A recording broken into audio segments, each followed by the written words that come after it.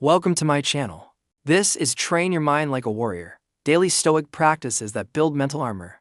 I'm your host. Each evening I'll take you through one exercise from the book, so you can begin to apply it the very next day. This is Seneca's famous reframing of the idea that obstacles are not things that stand in the way of our goals, but our goals. The Stoics realize that what we think about any situation determines the outcome. Take some time to think about the various challenges and obstacles you face and try to reframe them in a positive light. In essence, this practice involves mentally rehearsing and preparing for negative outcomes or setbacks. But why would anyone want to do this? Isn't it just a form of self-sabotage? Well, not exactly. It could be something big like starting a business, or something smaller like finishing a school assignment. See you then. Now imagine the best-case scenario where everything goes perfectly according to plan. What does that look like? Take a moment to savor those positive thoughts and emotions. Next, shift your focus to the other end of the spectrum and imagine the worst-case scenario. What could go wrong? What obstacles could arise, and how could you overcome them?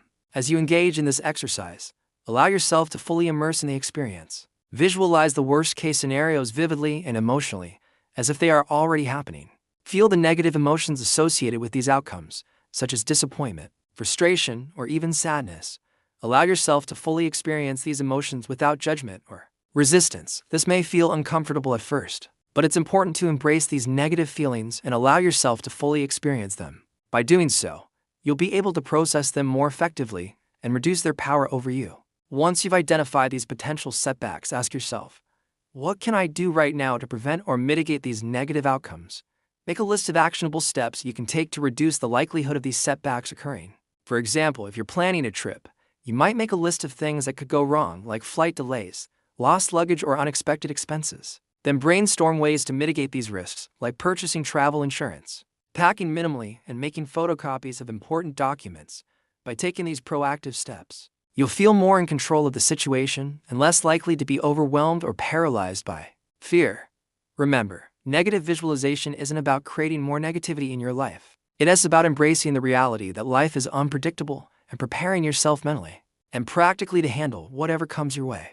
By doing so, you'll be better equipped to adapt to unexpected changes, bounce back from setbacks, and ultimately live a more fulfilling and joyful life. The truth is, negative visualization is a powerful tool for increasing our resilience, adaptability, and ultimately our happiness. By voluntarily imagining and preparing for negative outcomes, we can reduce their impact when they actually occur. It is like having mental armor that protects us from the emotional and psychological blows of life's inevitable setbacks. Ask yourself how each situation can help you grow and develop as an individual. Why would I want to dwell on negative thoughts and potential setbacks when I could be focusing on the positive? But here's the thing. Life is full of ups and downs, and trying to ignore or avoid the negative aspects of life only makes them more damaging when they eventually catch up with us. Negative visualization isn't about being a Debbie Downer or expecting the worst in every situation. It is about being realistic and preparing for the possibility of negative outcomes, while still maintaining a positive outlook. By doing so, we can reduce the negative emotions associated with those outcomes when they do occur. The key is to strike a balance between positive expectations and realistic negative planning. Don't let fear or negativity paralyze you, but also don't ignore or avoid it. Embrace the negative, plan for it, and prepare to adapt. That way you'll be ready for whatever life throws your way, and you won't be caught off guard when the inevitable setbacks occur. Remember that the power to overcome obstacles and achieve success lies within your mindset. So embrace challenges as opportunities for growth and learn to see the good in every situation. Thank you for joining me on this journey through the daily Stoic practices. Until next time, I encourage you to put these teachings into action and start seeing the world and yourself in a new light. If we see an obstacle as something standing in the way of our goal, it becomes a barrier. But if we can shift our perspective and consider that the obstacle itself is the path to our goal, then it becomes the way. It's a simple reframing, but its power lies in its universality. We can apply it to any challenge we encounter. You can use this as a standalone practice or ideally as a companion to the book, which is available in audio and ebook formats. In Chapter 1 of the book, Ryan Holiday introduces us to our first exercise. The obstacle is the way. To start, spend some time thinking about a difficult situation or problem you're currently facing. It might be related to work, school, relationships, or anything else that's causing you stress or anxiety. Once you've identified your obstacle, ask yourself, how is this situation helping me become better? This is a crucial question because it forces you to look beyond the immediate pain.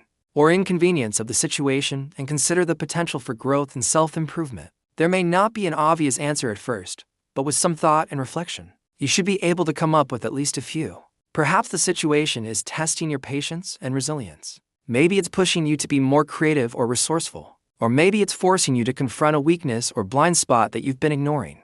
Whatever the case may be, take some time to really explore this question and dig deep into the potential benefits of the situation. Remember that the key to overcoming obstacles is not just about brute force or wishful thinking. It's about understanding the nature of the challenge and how we choose to respond to it. As Ryan Holiday points out, obstacles don't block the path to success. They are the path. So instead of seeing obstacles as a barrier, we can reframe them as an opportunity to grow and learn. And by doing so, we can turn any challenge into a stepping stone on our journey towards success. Okay, that's all for today. As you continue this journey, I encourage you to pause and reflect on the exercise we just discussed. In Chapter 2 of the book, Ryan Holiday teaches us about negative visualization, also known as the art of contemplating the worst. Now you may be thinking this sounds kind of depressing, right?